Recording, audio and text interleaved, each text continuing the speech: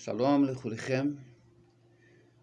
Aproveitar o horário de almoço, porque assim acho que a maioria dos garotos aqui vão para casa almoçar e faz um pouco de silêncio. Como ontem foi feriado, então hoje também continua sendo. E durante a manhã toda nós tivemos muito barulho aqui na quadra. E também daqui a pouco vai começar tudo de novo. Então eu quero aproveitar o tempo. E talvez exatamente por isso eu não possa fazer uma abordagem muito longa. Então nessa semana nós temos duas parashiot, né? Nitzavim. Vocês estão diante de Deus. Assim começa a parashá dessa semana. E tem a segunda parashá, que é a parashá Ha'azinu. Parashá Ha'azinu, eu só vou abordar um pouquinho, apesar de que ela é muito importante. É uma das parashiot que mais transmitem a fé para o povo judeu. Por quê? Porque profeticamente ela se ocupa de toda a história nossa na terra de Israel, no exílio, os motivos que nos levaram ao exílio, tudo consta ali. Então é uma parashá muito impressionante. É uma canção onde Moshe Rabbeinu simplesmente revela tudo o que aconteceria ainda com o povo de Israel, ali mesmo, no Sinai. Mas eu quero abordar aqui um tema que é muito interessante, que é a questão da Teshuvah. Vehaya ki yavo alecha kol devarim, veshavta ad Adonai Elohecha, veshav Adonai Elohecha teshuvutecha, v'rihamecha, veshav kbesecha mikol ha'amim, asher hefesecha Adonai Elohecha shama. O que nós percebemos aqui? Como o Rav Kook ensinava, nós temos dois tipos de Teshuvah.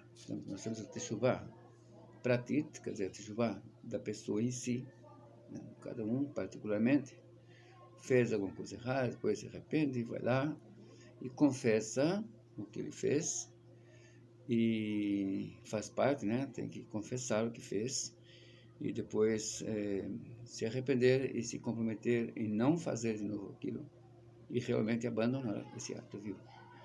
Então, essa Teshuvah pratit, quer dizer, Teshuvah pessoal, Teshuvah da pessoa.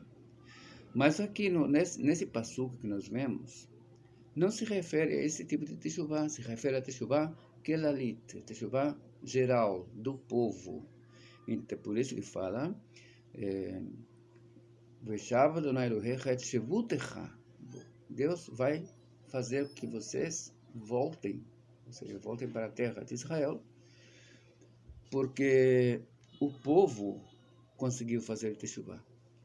Agora nós temos uma questão muito impressionante, que é, como nós vemos o povo de Israel na terra de Israel hoje? Já fizeram Teshuvah realmente? Nós vemos que não, 100% não.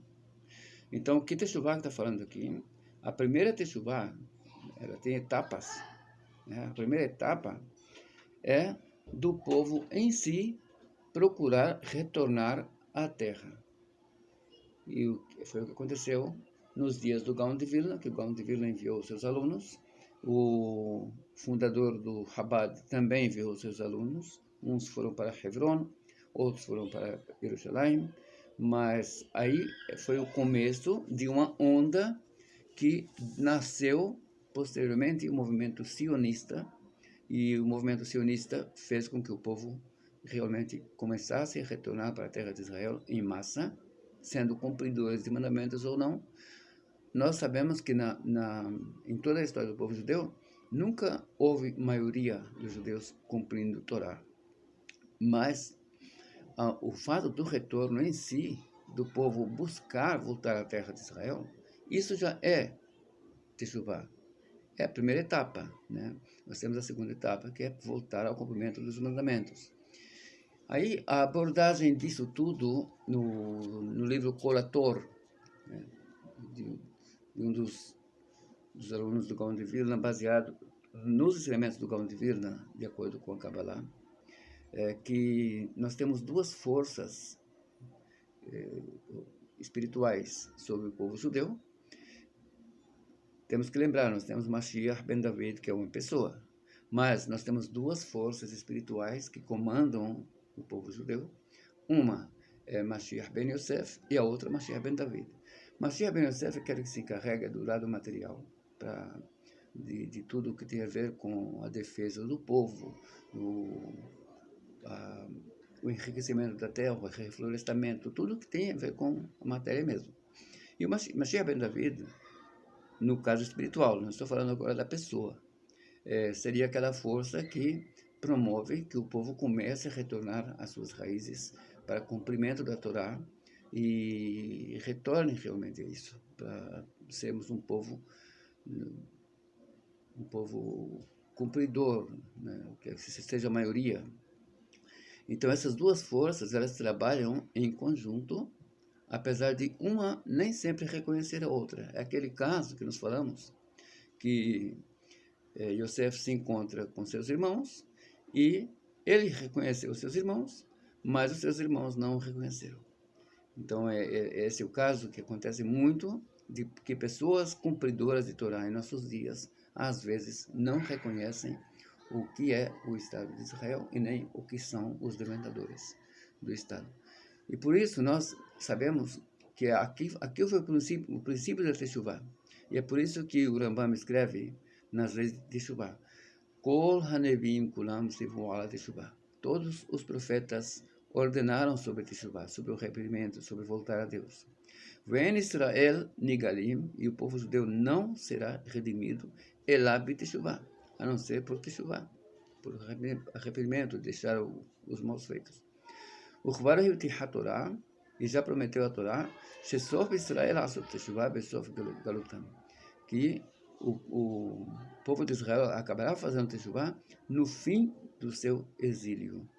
Umiyad hem nigalim, então serão redimidos. Mas para que sejam redimidos, é claro, precisam primeiro estar na terra de Israel, porque a redenção final é o estabelecimento do reino do Mashiach. Então, nós entendemos aqui que realmente isso faz parte. Não tem como você ser aclamado rei por um povo disperso.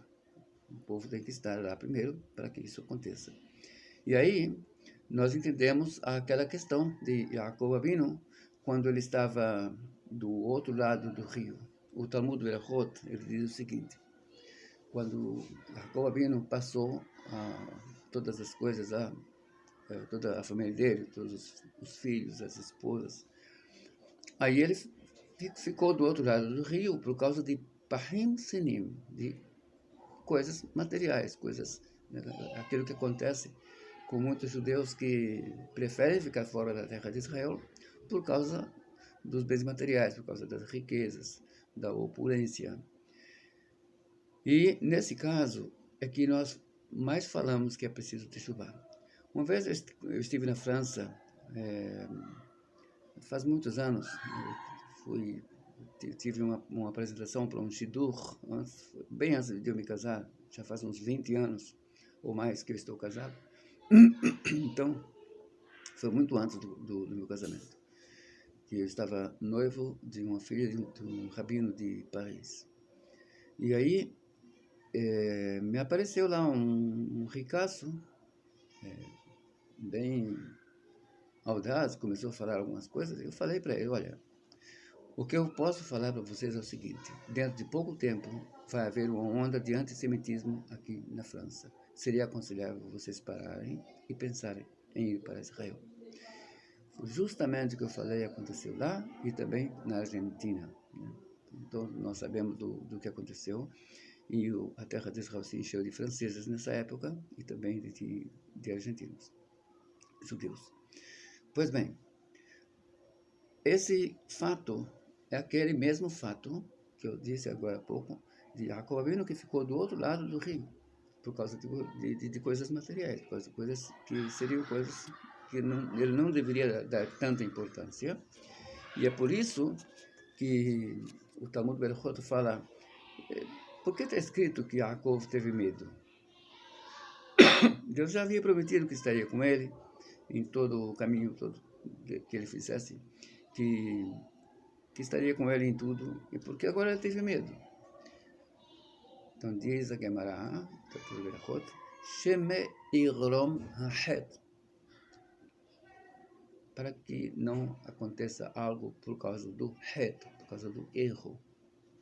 E que erro é esse? O erro simples de haver se atrasado para chegar à terra de Israel. No caso aqui, era preciso techuvá. Techuvá em ir para a terra de Israel, entrar na terra de Israel e não ficar do outro lado. Então, é uma coisa muito importante que todos nós nos esforcemos, porque nós sabemos que não está longe a vinda A vinda não. Em toda geração nós temos uma pessoa que pode ser o Mashiach. Em toda geração, porque em toda geração nós temos um descendente do rei David com direito ao trono vivo. Mas a questão é que ele se apresente e que comece a reinar. É isso que nós esperamos. Então, essa é a esperança nossa no Mashiach. E essa esperança, quando nós observamos o Tratado Sanedrin, da página Sad Re 95 até 98, mais ou menos, trazem sinais e sinais e sinais e sinais que seriam acontecidos na época da vinda do Mashiach. O povo seria muito materialista, muito hedonista, as pessoas seriam buscadoras de tudo que é vaidade, comprar coisas que são desnecessárias. Lá traz todos os sinaizinhos, né? É um pouquinho complicado entender tudo, principalmente porque muitas frases ali têm duplo sentido, né?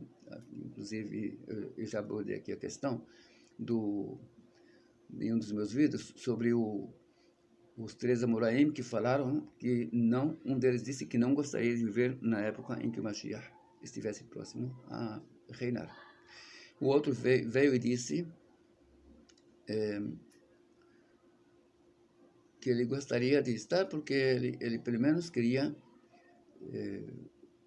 se assentar na corcova do burro. E o outro disse que ele preferia se assentar somente na sombra do burro. E burro, em hebraico, a palavra é hamor. E a palavra hamor deriva da palavra homer.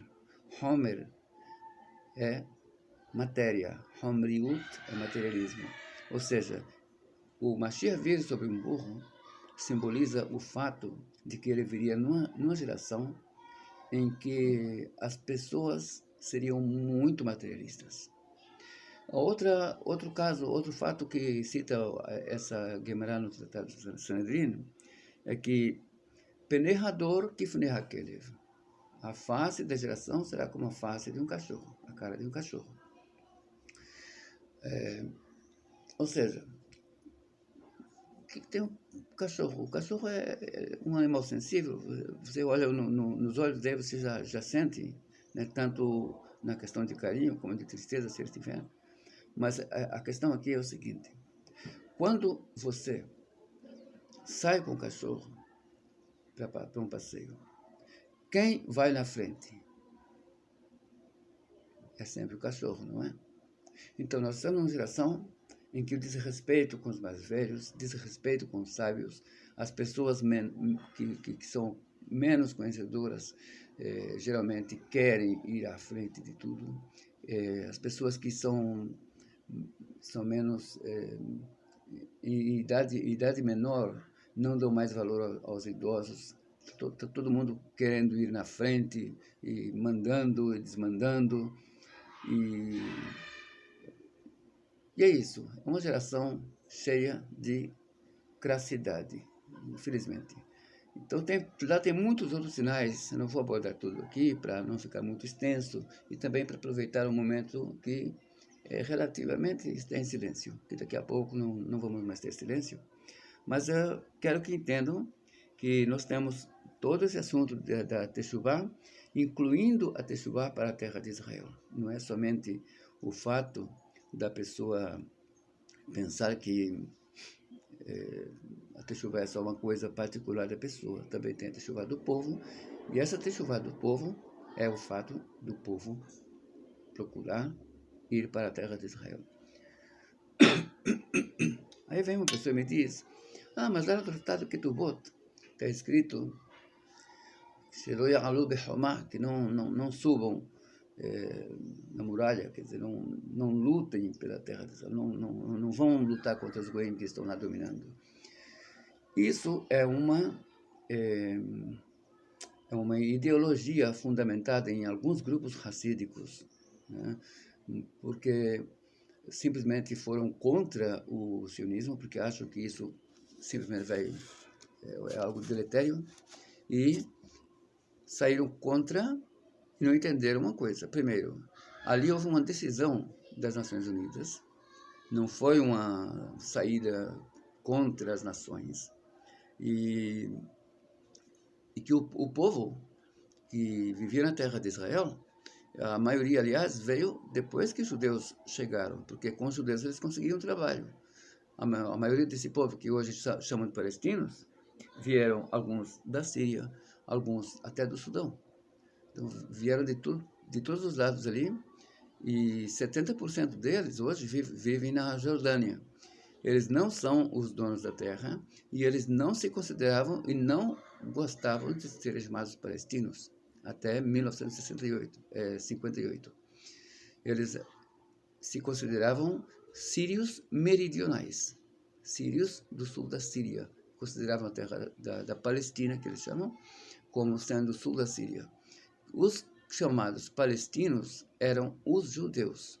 E como os judeus passaram a ser chamados israelenses depois da formação do Estado de Israel, a Liga Árabe aproveitou o ensejo para dar o apelido de palestinos para os palestinos, ensinando para eles que era um modo que eles podiam usar para a questão política e para reaver a terra de Israel com direitos. Isso é tudo, e nós temos que entender que isso faz parte da nossa Teshuvah, e por isso nós temos o que se chama no Talmud de Jerusalém as dores de parto da vinda do Mashiach. Como são as dores de parto? Cada vez vai aumentando, até que nasce a criança e a alegria da família, a alegria da mãe. Então, essa Teshuvah nossa passa por toda essa fase desse sofrimento. E nós esperamos que chegaremos a isso em breve.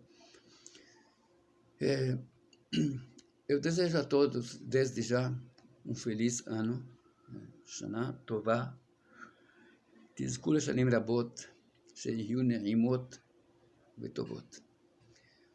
Shabbat Shalom Umevorach.